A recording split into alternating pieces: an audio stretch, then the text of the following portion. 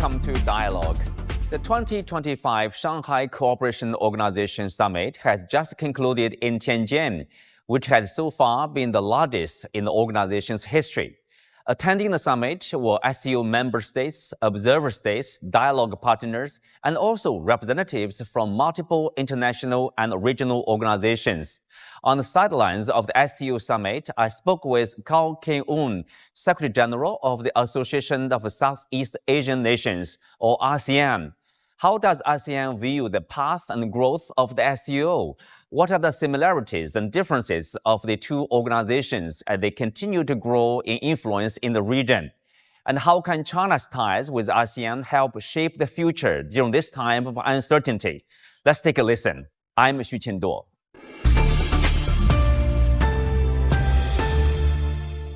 Welcome to Dialogue, Mr. Gao. And we know this SCO Summit in Tianjin, the largest ever for this organization. More than 20 international national leaders and 10 international organizations. So what's your observation? What do you make of this big gathering here? Well, first of all, I want to congratulate China, particularly the government and, of course, the leadership, President Xi Jinping, for leading the SCO this year. And the gathering reflects that leadership, that there are many leaders from SCO member states, partners, and of course, international organizations that are participating in this year's SCO Summit. I think this is another new milestone of achievement and development for SCO, that you're able to convene such an impressive number of participating countries and leaders. Mm-hmm. Well, you are the Secretary General of ASEAN, of course. ASEAN has a principle of consensus building among its members to reach consensus. For SCO, they follow the Shanghai spirit, mutual respect, equality, and consultation among its members. Do you find some energy for them to cooperate? We see similarities, obviously, between the two organizations here. Well, I think we share many principles, aspirations. I think those principles are very important when we talk about mutual respect, mutual understanding, shared interests. All are very important. And of course, to make decision by consensus or consensus-based decision making is very important, because the idea is that we all, as member state have equal say, and that's important because of the mutual respect. And doesn't matter state big or small, but when we are together, we work together through a particular framework. So whether SCO or ASEAN, for example, yes, it may take a little time to reach consensus, but once we reach consensus, at the end of the day, what's important is the implementation. We need to implement what we have decided. And I think that's important for any organization in that respect. And that's why I think we share a lot of similarities in this respect. And of course, also we have many of the visions and what we call the goals that we want to achieve. And that is, we want to see a more peaceful, a more prosperous world today, because we have to focus on our people. At the end of the day, it's the people. And that's why for ASEAN, we talk about people-centered, people-oriented ASEAN community. So everything we do had to benefit our people. And I'm sure the same thing go along with SCO as well. Mm-hmm. Well, there's this SCO-ASEAN partnership. And in what area do you see, ASEAN can engage with SCO for the benefits of both sides, of its, their own peoples? Well, I think there are many areas of cooperation that we can work together. And those would include, broadly, would be economic cooperation, for example. Today, this is one of the key priorities, how to make sure we have long-term, stable supply chains, in this one area. How can we work together in the renewable energy sector? That's important, the energy sector, because without energy, how we can move the economy, because we need energy to power the economy, right? And of course, to meet the demand of the growing population. Then in the area of digitalization, we'll talk about the emerging technologies, we'll talk about artificial intelligence. This is an area that we've been working within ASEAN. We work with our partners, whether with China alone, for example, or within the framework of SCO, that there's a lot of interest there. Then, of course, the impact of climate change. This is a very serious issue globally. So I'm sure that we have to collaborate in order to minimize the impact of climate change. Climate change is not something we talk about in the future. It is with us now. And we have to collaborate in order to improve the situation. And another issue, of course, public health sector, the pandemic that we've seen during COVID-19 pandemic. That's an area that we have to think about very closely, because the pandemic can strike us at any time, right? So I think it's important for us to really move ahead in terms of these areas of cooperation. But I think I want to come back to the broader issue of peace and security, that we have to invest in peace. It's not just something we say, but we don't invest so much. Today, I think we seen around the world, there's so much defense spending increasing. But we should invest more in the culture of peace. We should invest more in how we get people to think about peace. Because with more peace, more stability, the world is more stable. You see? And I think we see now there's a number of what we call conflicts around the world.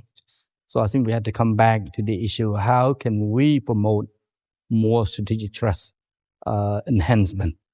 How we can build this? I think that's important, particularly when you have so many leaders convene in Tianjin under this very important theme of upholding this world today. So I think the idea is that let us concentrate our priorities on peace, on prosperity, on progress, as we work together to promote our cooperation even more closely. Well, peace and security, prosperity, closely related to each other. And then, of course, if you look at today's world, as you mentioned, ongoing conflicts, uncertainty, tensions, then people are talking about the emergency of a multipolar system. But of course, it's what kind of multipolar system we want to have for this world and for our future. How do you see that? In ASEAN's point of view, what kind of a multipolar global system they have? Well, certainly what we like to see, what we've been seeing is that we want to see a what we call a multilateral that promote the interests of all. Meaning that when we talk about trade, it has to be rule-based. Is there a proper response to, let's say, tariffs from Washington? Countries in this region, ASEAN members, Shanghai Cooperation Organization members, most of them they have this challenge, let's say, imposed on them, the tariffs. For ASEAN, we have adopted more dual approaches, meaning that member states, they have their own what we call trade policy, how they want to respond directly to this trade matter. But for ASEAN, for collective position, meaning ASEAN wanted to continue to work on the basis of what we've been working together, and that is through a rule-based multilateral trading system with WTO at its core. So we're not retreating from that at all. We, in fact, we have been expressing our position, articulating our view very,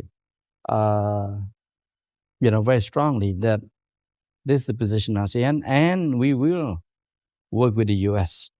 through the existing mechanisms that we have.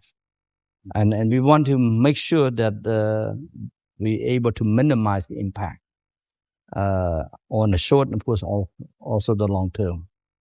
But I know it's easy to say and then done, but what we have done is to work together among us, the member states, work with our partners to build what we call the FTAs, right, arrangements, because in ASEAN, we are now consolidating our ASEAN free trade area through the upgrading. We've been doing this since before the tariffs, the upgrading of the ASEAN trade in goods agreement. So to make sure that we reduce more tariffs and non-tariff barriers among member states. At the same time, we've been working with China way before the tariffs came into effect. Also upgrading this to upgrade the area. ASEAN-China FTA to 3.0. That's way before. So I think what we have done is very far-sighted in that regard to make sure that we are consolidating on the one hand, but at the same time, we must diversify, work with more partners, more markets. And I think that is how we have to work in the manner to respond to the global economic dynamics today. Right. China-ASEAN free trade area, which is the negotiation about upgrading the agreement is already concluded. So to include the digital economy, green economy. So what's the prospect of in the future or the near future bilateral trade? I believe that between ASEAN and China, we have done so much already in terms of maximizing trade on both sides. But moving forward, we can do a lot more. There's still a lot of untapped potential between our bilateral FTA, ASEAN-China. And that's why we're upgrading this to 3.0 on the one hand. But at the same time, we have to work together in the regional comprehensive economic partnership framework, where there are 15 nations working together through building the largest free trade area in the world. And now we have been discussing how to enlarge this RCEP to welcome other countries that are in the economy that are interested to be part of us. So that's something I think is important for not just the region, but for the wider region and the global community that are interested. I think we have been benefiting from open trade. And we want to see open trade will continue. As a matter of, it's going to be, we want to make sure it's rule-based, always rule-based and fair and open to all. I think that's important. But again, we have to make sure that WTO will continue to evolve, continue to reform, respond to the interests of the member states of WTO. Well, lastly, this year marks this 80th anniversary of World War II victory and also the Chinese resistance war against Japanese aggression. We are marking this moment in order to avoid the repetition of that kind of tragedy or what happened 80 years ago. Again, I want you to, to weigh in what we should do to invest more in peace, invest more in mutual understanding, invest more in maintaining the post-war order rather than the opposite. Well, I'm a student of international relations. So we were taught that wars and conflicts are obsolete. These are what we've been taught in the classroom. But today, what we see, there's still conflicts. There's still wars fighting on. And I think what's important for us is that the day of the gunboat diplomacy is not over. So we need to promote the culture of peace, even we need to invest in peace. And I know it sounds naive, but you look at the budget, the national budget of countries around the world. Where do we spend the most money? Let's focus on something very productive, very healthy. We do more trade. That's good. That's healthy. We do more of development, right? Sustainable development.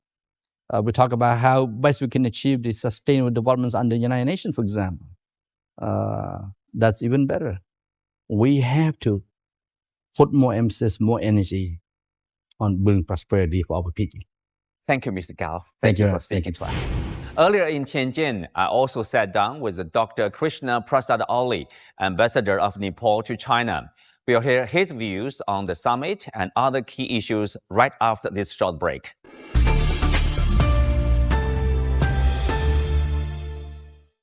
Welcome to Dialogue, Mr. Ambassador. What do you see as the key message out of this year's SCO Summit? Thank you very much, Mr. Qinduo, for inviting me to this very, very prestigious program. We have been witnessing a persistent instability in the global arena. You might have noticed also instability. You have seen, Ukraine and Russia, where war is going on. And also, I think directly or indirectly, NATO is also involved there, and Israel and Palestine is also problem going on, and there are some discriminations going on other also. So I think the SCO member states will actually review this situation, how to move, how to actually deal with those type of uncertain, unstable situation and bring more towards stability. I think that is what I think will happen. Another thing, it will be more inclusive. Now I think there are only 10 members and some observer and some dialogue countries, and so I think many countries are interested to be part of it, and so I think there will be a policy decision whether they will directly come as a member or they will still stay in observer or dialogue partner. So that will be another thing I can anticipate, and I anticipate more countries will be coming in number, and I think SCO is evolving as a very strong regional hub, particularly on if you see almost half of the world population will be in the SCO member, you see. Yes. And almost how much over 33% of the total global GDP, maybe. Very impressive. Yeah. I think there, and so therefore, lot of opportunity, lot of activities, and actually this will be one of the major powerhouse of the world. If you see that many population and talent, I think in that way. So that way, I think. The leaders of SCO who are meeting, my Honorable Prime Minister is also participating. They all have something to say about it, and eventually I think they will say about for peace, stability and progress of humanity. Not long ago, Chinese President Xi Jinping, in meeting foreign ministers and heads of standing bodies of the SCO, he said, I quote, "In the face of a turbulent and changing international landscape, as you said, the SCO must play a more proactive role in injecting greater stability and positive energy into the world." So these two things, greater stability and injecting more energy, two things Excellency President Xi Jinping has focused here. So greater stability, I mentioned briefly. I think any development, if you see the countries after the independence in 1947, many countries have, adopted basically different political systems. And some of the systems are very, very dynamic in nature, They are not long term. But take example of China now, the development path that China has taken is basically because of the stability, political stability of a country, and good leadership actually drives this. So what what is happening in the contemporary world is, if you see in the Middle East there is conflict, if you see in the Europe there is conflict, and there is conflict of ideology also in many ways. So therefore I think injecting stability is the first thing, and in order to actually stabilize the situation, you need energy, and that energy comes from resources, human resources, human brain, innovation, discovery, and also managerial ability for the global affairs. So that is what I think will happen. SCO will support that process. There's a lot of talk of SCO entering a new stage of high quality development. So what does that mean? What does that entail? Well, high quality development, as we can see, this is we are in certain stage of development now. That is not enough because we are too many. So high quality development means, human ingenuity must be augmented, the talent must be respected, and the innovation and discovery must be focused, and new areas of research and development should come into this. So that is where I think innovation, the role of innovation is very, very important. Any country, if you see in the world, history and development, the countries has developed if they have a high technical capability developed. Take example of China also now, because you have very high technical capability, and therefore you have been developed. So that is why I think high quality development is very, very important in different fields. Take example of artificial intelligence, take example of cashless economy, all these cloud cyber related things, and also high quality development also means we have to remove the factors that arrest high quality development. For example, terrorism, for example, conflicts. So these are the things that needs to be reduced in high quality development, and that way I think we can improve the global GDP, global welfare through global institutional mechanisms. Some analysts would say, SCO is a bloc that's against NATO, that's a military bloc against the US. Is that the case, or? I don't see that. Honestly, Qinduo, because it is, as I already mentioned, it is more inclusive. It is not a military bloc, as far as I understand. Very soon, China is to mark this 80th anniversary of the victory against, of course, Japanese aggression and the Second World War. How do you look at this post-war order, the international order after the Second World War? How important is it to keep the order, to maintain the order? Well, I think we need international law and order. Justice must be prevail, because countries' existence is on their sovereign equality, and there must be sovereign equality. And who actually makes that is through the Charter of United Nations. So that every countries are equal in terms of their sovereignty. So if one day or tomorrow or day after tomorrow, if other countries' sovereignty is threatened and challenged, there must be some way and means or institutional mechanism or legal mechanism in place to address those issues. So for that also I think we need to enhance and augment the existing institution. If they are not functioning, we have to make them functional. So I think we have to see that way actually to overall actually enhance the global governance mechanism. So that is how I think.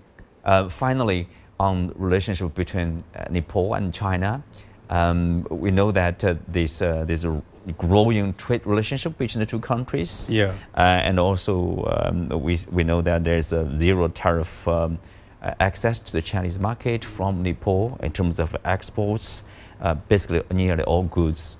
So what's the prospect in the near future for the two countries on trade, on people-to-people exchange, overall relationship? Our relationship is actually established based on truth and trust, mutual trust and understanding. So there is no problem with that. And in recently, you know, we have been actually getting support from Chinese government. We have people-to-people contact, which are actually going on. Many of the pilgrims from China visiting Nepal and Lumini, particularly the birthplace of Lord Buddha. They are visiting there. Many of the Chinese scholars are also visiting in Nepal, in university also, and vice versa. Nepalese scientists are also coming here, and we are jointly working now on how to address the issues of climate change, particularly in the Himalaya. You see the catastrophic events are happening as a result of, as I already mentioned, you know, rising global temperature. That has the major problem. So how do we jointly cooperate and do research? These are also happening. And with respect to the economic aspect, actually, the infrastructure development, China is the leading investor in Nepal, supporter, cooperation, infrastructure development, and trans-Himalayan connectivity is another thing that we actually are very much interested. Both the countries are actually committed to develop, as we seem like a landlocked, and Excellency President Xi Jinping has also actually said somewhere that Nepal should no longer be landlocked, it should be land-linked. So that means we will be actually in future be connected with the railway connectivity. Already we have you know, infrastructure, road connectivity. Of course, it is a fragile area, but still there are many fragile areas where connectivity has been done. So that is another thing. Third one is the grid connectivity, energy connectivity from Nepal to China. So that, you know, it will be a great opportunity for Nepalese to actually share our green energy, clean energy, hydro energy, and similarly share other technology to Nepal also. And at the same time, once the grid connectivity and railway connectivity is done, then we will have access to bigger market. So that is how we think. But current business actually is largely we are exporting from China. From our part, actually, still because of the infrastructure problem, I think we still have to do quite a lot, because the trade deficit is on our side. Yeah. You mentioned about seeking or accessing a larger market. I'm thinking of like you know, being a dialogue partner with SCO. You know, what Nepal is looking, is that also what Nepal is looking for? Big market access, you know, developing economy. Yeah. Of course, for development, I think we would like to be the member also in SCO in future. But let us see how it will evolve. Yeah. The thing. You are right, you know, being member in SCO, I think SCO member, that expands automatically our economic sphere and market sphere. But we need infrastructure, and that is where I think both the countries are actually working very, very closely now. So a lot of project being invested, and similarly, particularly research is also going on. Mines and mineral exploration from Chinese scientists.